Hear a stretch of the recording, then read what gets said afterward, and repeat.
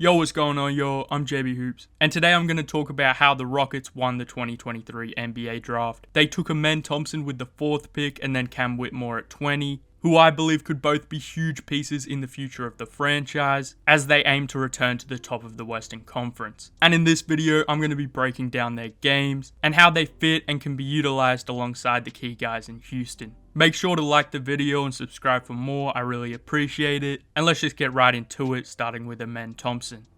I think Amen has the talent and ability to start right away as the Rockets' point guard. He has to tighten his handle up and he can be extremely erratic, but his advantage creation, processing, and ability to generate unique passing angles will set up his teammates for a ton of easy buckets. And playing alongside capable ball handlers and creators in Jalen Green and Alperen Sengun, and even KPJ if he's back, or Fred VanVleet as another rumored guy, will be perfect offensively. So Thompson won't need to be a super high usage creator whilst he adapts to playing against NBA defenses and works on his handle and pull-up shooting. Amen's GOAT tier athleticism simplifies a lot of things on both ends of the floor, but he's also an extremely skilled and cerebral prospect that can contribute in multiple areas of the game. Thompson is an incredible playmaker that will immediately help the Rockets' offense and set up their scorers for easier looks. Last season, the Rockets ranked in the bottom 3 in both percentage of assisted field goals and threes, and they were league worst in assist to turnover ratio, opponent fast break points, and effective field goal percentage, largely due to their inability to create easy looks, poor decision making and skill execution, and reliance on tough shot making, which Amen should be able to help improve immediately. Amen Thompson is an effortless advantage creator. He's also creative and gets to the paint at will, and he's a super quick processor with awesome vision to find cutters, read and manipulate the help, and make any sort of pass.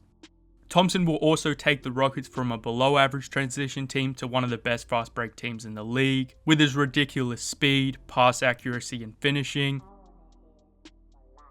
I do think Amen will have some issues creating in the half court as defenses load up and sag off him, but Ime Udoka and the Rockets should be able to mitigate some of these issues using screens, getting creative with how Amen receives the ball, forcing switches, and using stampede cuts so he's on the move and attacking off-balance defenders. But Amen also just has burst, stride length, speed, and body control like I've never seen before, so I'm sure there'll be some possessions where the sheer athletic advantage he has is too much for the defense. I also think he can contribute right away with his off-ball smarts and cutting. He'll be a constant lob threat, the DHOs and back cuts with Sengun will be awesome, and he could even be used as a screener and short roll playmaker, given how much attention Jalen Green and even Kevin Porter Jr. draw.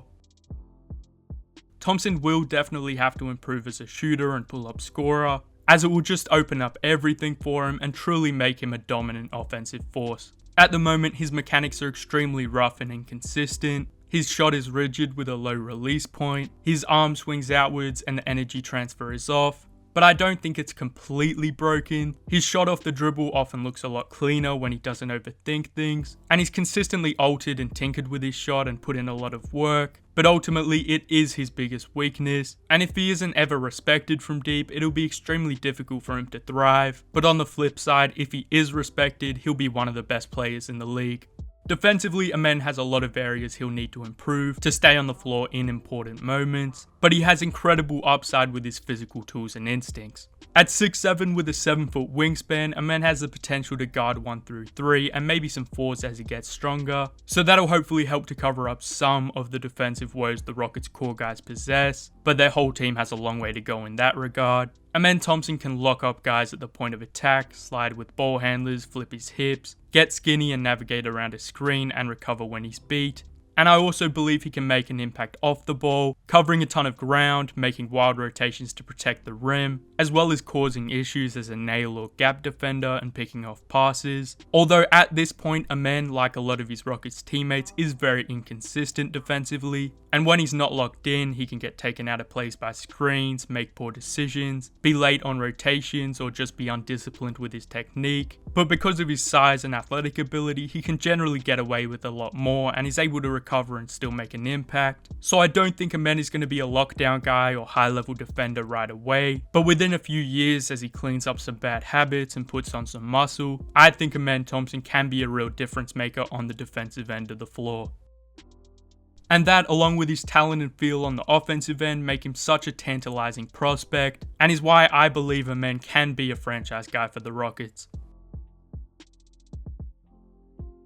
Now moving on to the Rockets' second pick at 20, which was Villanova freshman Cameron Whitmore. Cam was projected to go top 5 or at least top 10 for the last year, and after a thumb injury affected him a bit and caused him to miss the start of the season, Whitmore was a real contributor and was efficient and impactful on both ends of the floor, putting up 12.5 points per game along with 5.3 rebounds and 1.4 steals on pretty solid shooting splits. The flashes at Villanova were ridiculous, and Cam is a seriously talented player with incredible two-way upside, while still being 18 years old, so I had him as my 4th ranked guy in the class. So Cam falling all the way to 20 is outrageous, and Houston picking up a guy who they very well could have taken at 4 if Amen was off the board at 20 is just ridiculous value, and a complete and total steal. Cam Whitmore's another dominant athlete, and together with Amen Thompson and Jalen Green, immediately forms one of the most athletic trios of all time. He's got an NBA ready frame at 6'7", 235 and will be able to bully quality defenders from day one. He's a great driver with his combination of burst, power, strength and speed, and he has the touch and body control to finish over, through and around defenders. Given the talented creators Houston has, I suspect early on Cam will be mostly used as a play finisher and spot up guy, which I think he'll be ready to take on at a high level. I love how Cam has developed as an off-ball player and really think he's going to thrive in that role early on. He's a great cutter that recognizes opportunities when a defender's head is turned and understands how to find and dive into passing windows. So I think him and Amen as well as Şengün will quickly build chemistry, and he'll get a lot of easy buckets inside playing off of the Rockets creators.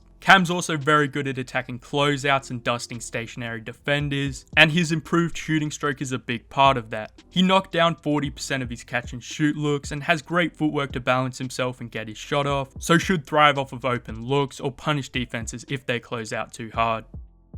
I also think Whitmore's defensive upside is very intriguing. He definitely has some things to clean up with his ball watching and overall discipline, but the flashes both on the ball and rotating and protecting the rim were incredible. He's really solid at the point of attack, and with his strength, foot speed and quick hands should hold his own guarding 2 through 4. And off the ball, much like Amen, Cam is super disruptive and will make some insane plays, but also has some positioning issues and lapses. So whilst he also won't be a stopper from the jump, I completely believe Cam can make an impact on the defensive end from the jump with his energy and physicality. His handle also has a ways to go, but it has improved a fair bit and will be functional in his role early on. But the main area I think Whitmore needs to improve is his general decision making. He needs to get better at reading when the paint is packed and finding the open man, and not just bulldozing his way inside and forcing up a tough shot or picking up a charge. He does have solid vision and is capable of making impressive passes, but at times he can just be a little predictable or slow to make a read.